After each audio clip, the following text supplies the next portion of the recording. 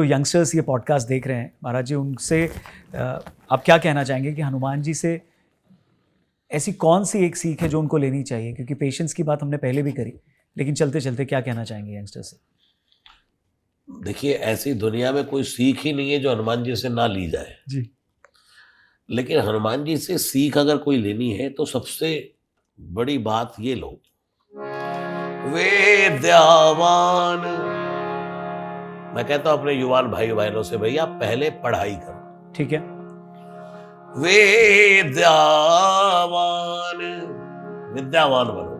प्रथमेनार्जितेम विद्या, पहले 25 साल में जिसने विद्या अर्जित नहीं की।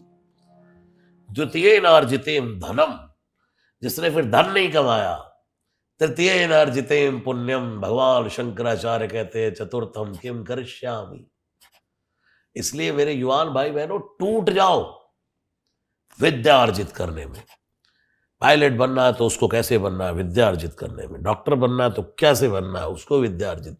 इंजीनियर बनना है तो इंजीनियर। जिस भी क्षेत्र में जाना है उसका अध्ययन प्रगाढ़ होना चाहिए, जी। अधूरा नहीं जी। कि भाई प्लेन को टेक ऑफ तो कर देंगे लेकिन उतार नहीं पाएंगे, ऐसा नहीं। तो हनुमान जी सीखो भाई, वेद्यावान। राम जी कौन है? राम जी के लिए कहा गया, जाकी सहज श्वास श्रुति चारी, सो हरि पढ़े ये कौतुक भारी। जिसकी श्वास में चारों वेद बसते हो वो भगवान पढ़ने जा रहे हैं, दुनिया का सबसे बड़ा कौतुक है। बिल्कुल। लेकिन राम जी से पूछा कि क्यों जा रहे हैं, जब आपकी तो श्वास श्वास में वेद बसता है। भगवान ने कहा, मैं दुनिया में दिखाऊंगा कि मुझे भी विद्यावान होने की, गुरु की शरण में जाने की आवश्यकता है। जी। मैं जो करूंगा वही तो भक्त करेंगे। बिल्कुल। प्रातः काल उठ के रघुनाथा, मात पिता गुरु ना वही माता। ये किया श्री राम ने, और यही करते हैं हनुमान जी। विद्यावान, उसके बाद गुणी। विद्या अर्जित हुई तो गुणी बन गए। जी। फिर अति चातुर। अति चतुर है हनुमान जी। क्या है? अति चतुर। रोज हनुमान जी को कहते हैं अब अति चतुर हो। किसी को ज्यादा अति चतुर कहोगे ना, तो इसका मतलब सीधा ये कह रहा है बहुत शाना है तू। और हम रोज कहते हैं हनुमान जी को, लेकिन वो फिर भी बुरा नहीं मानते। जी। हनुमान जी ने कहा, हाँ मैं हूं अति चतुर। सुनो दुनिया में अति चतुर कौन है? तुलसीदास जी ने लिखा है, सब तजियास भरोस, राम ही भजहि सो चतुर नर। दुनिया में पैसा कमाए, धन कमाए, दौलत कमाए, बच्चों को पाले, बिजनेस खड़ा करे, सब कुछ करे, लेकिन उसके बाद कभी बैठ करके राम भजने का समय मिल जाए तो आप दुनिया के सबसे चतुर नर हैं। और वो हनुमान जी करते, राम ही भजहि सो चतुर नर। दुनिया में जो राम भजन करता रहता है वो चतुर नर है। जी। सबसे बड़ा चतुर व्यक्ति कौन? जो राम भज रहा है।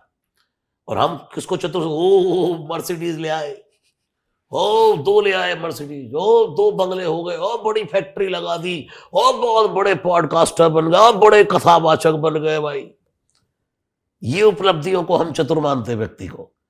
लेकिन हनुमान जी से पूछो भाई कौन? वेद्यावान गुणी अति चातुर। और युवानों, हनुमान जी से सीखो राम काज। जहां से आज के पॉडकास्ट की शुरुआत हुई थी, जी। राम काज करिबे को आतुर। राम काज का मतलब ये नहीं है कि आप मंदिर में जाके झाड़ू लगाओ, ये तो राम काज है। जी। मंदिर में जाके घंटी बजाओ, ये राम काज है। मंदिर रोज जाना चाहिए, राम काज है।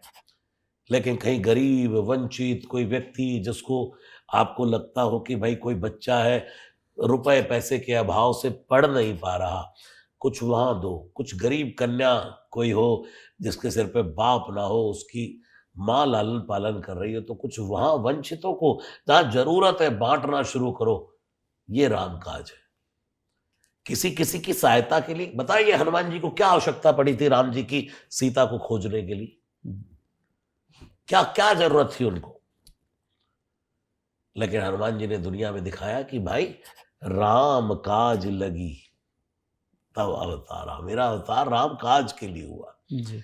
इसलिए राम काज युवानों को मैं कहूंगा भाई, विद्यावान गुणी अति चातुर, ये बनो।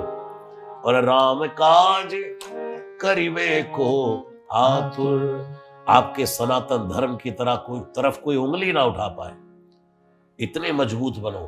अपने सनातन धर्म की कभी निंदा ना करो कहीं, अपने भगवानों को परम सम्मान दो, अपने भगवानों को की दुनिया में गौरव गाथा गाओ, अपने बड़े बुजुर्गों के आदर्शों पर चलो, आने वाली जो आपके पीछे यंगस्टर्स हैं उनका आदर्श बनो ना, ताकि भारत का भविष्य बहुत उज्जवल हो।